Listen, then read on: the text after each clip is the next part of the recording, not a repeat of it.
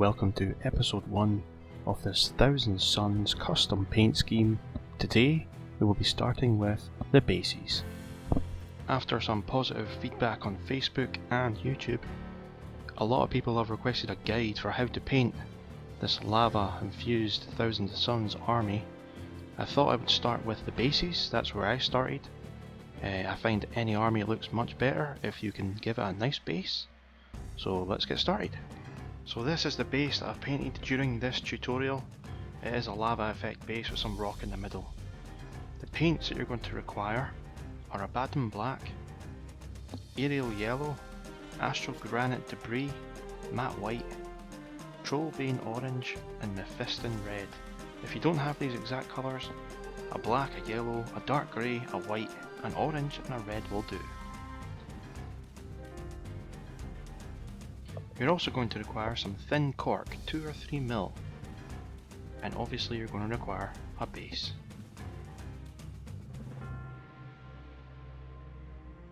Rip the cork into small pieces. Next, with some PVA, glue some random pieces of cork to the base. I've used PVA, you could use super glue and then let it set. This is a base I prepared earlier. Once the glue is set, you want to spray it or paint it with black. It doesn't matter if the edges are not covered in the black. Next, you want to use the technical paint Astral Granite Debris. Using a large brush, apply it generously across the base, making sure to cover as much of the edges as you can. Don't worry about covering all the black indentation, that's what we want. Next, you want to get your Mephiston Red or just a red, and with a small brush you just want to cover all of the base that you can see, not the cork, in a nice thick layer of red. You could water it down and do this using 2 coats, or you can just keep it thick and use 1 coat.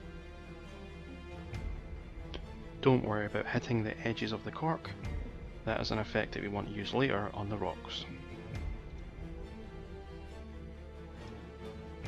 Next, we want our Troll Slayer orange, or just an orange if you don't have one. Using a small brush, dab the orange on from the outside of the base in. You want to imagine that the outside of the base is the hottest part of the lava. I've thinned the orange using water, and this is the first of 2 coats.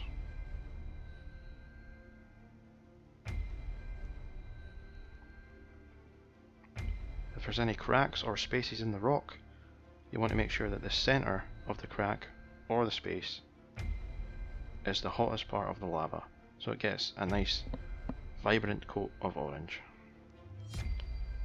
Using the same colour, I'm going around the edges with the hottest part of the lava, making sure it's got a second coat of orange, and it is, like I said, very vibrant.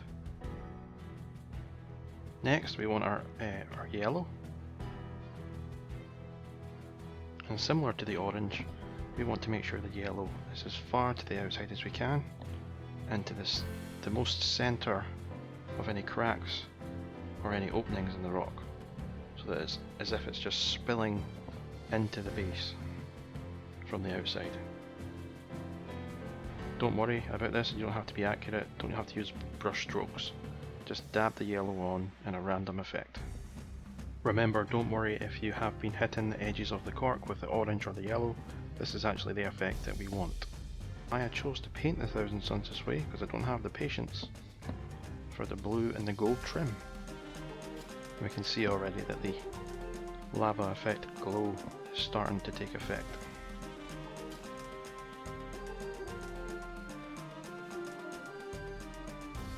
Next, you need your matte white and your yellow. You want to mix them 50-50, just to get a lighter yellow that we can again use from the outside in, highlighting the centre of any of the cracks, any of the spaces between the rocks. Get as close to the middle of the yellow as you can.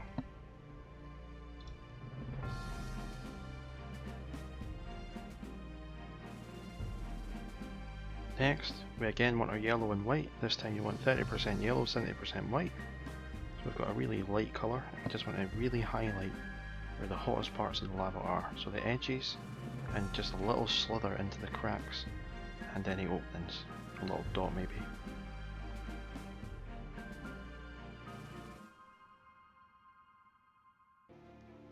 Finally, to go over any of the top surface that you might have hit with the orange and yellow, using the astral granite debris and a very large or dry brush, get most of the paint off and just very quickly cover the surface of the rocks.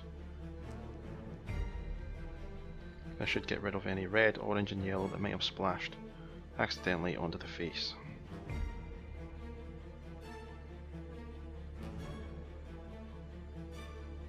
Last up, you need your Chaos Black or just a black.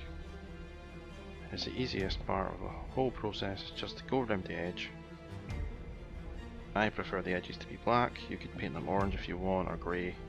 I just think black is the best contrast between the base and whatever mat that you're using.